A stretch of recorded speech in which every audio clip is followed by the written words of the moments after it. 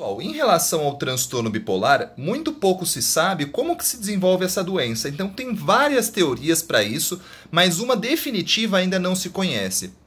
Algumas coisas em relação à fisiopatologia são conhecidas e a gente consegue abordar alguns pontos básicos relacionados a estresse e a alguns hormônios que estão envolvidos no processo. Então eu queria falar para vocês um pouquinho sobre isso.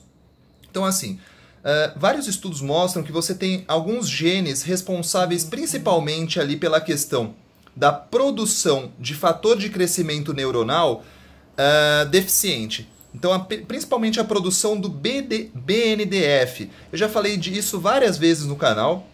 Ele vai ser responsável direto pelo processo de neuroplasticidade. Qual que é a importância disso? Então, a adaptação do cérebro a novas situações. O nosso cérebro é um órgão plástico, ou seja, a todo momento ele está sendo moldado. E ele depende de alguns fatores, inclusive o BNDF, para você ter essa plasticidade e essa adaptação a nível de estresse.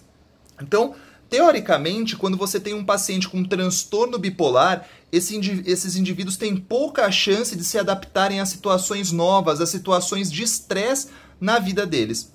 Então, isso é uma questão muito importante que cada vez mais vem sendo desvendada, o BNDF em relação ao transtorno bipolar. Eu queria só fazer um adendo. Quando a gente pensa na neuroplasticidade, interneurônios GABAérgicos, eles vão causar um prejuízo na neuroplasticidade. Qual que é a importância disso? Benzodiazepínico e álcool interferem de modo direto quando a gente pensa em neuroplasticidade, ou seja, nova capacidade de adaptação desse cérebro. Então você veja que não é tão simples como nós pensamos o uso de algumas substâncias quando a gente pensa a nível cerebral.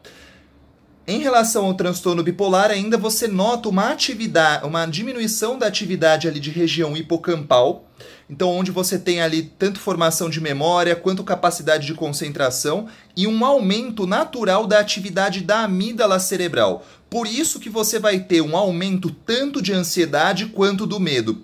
E é por isso também que a ocitocina pode funcionar, porque a ocitocina diminui a atividade da amígdala, então por isso que ela pode ter um funcionamento.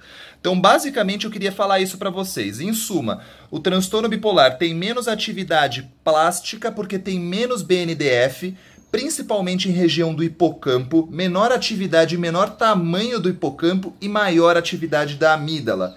Então isso é importante porque a amígdala está relacionada a estresse e também medo, ansiedade e todos os demais fatores. Espero que tenha ficado claro. Não deixe de curtir, se inscrever no canal e até a próxima.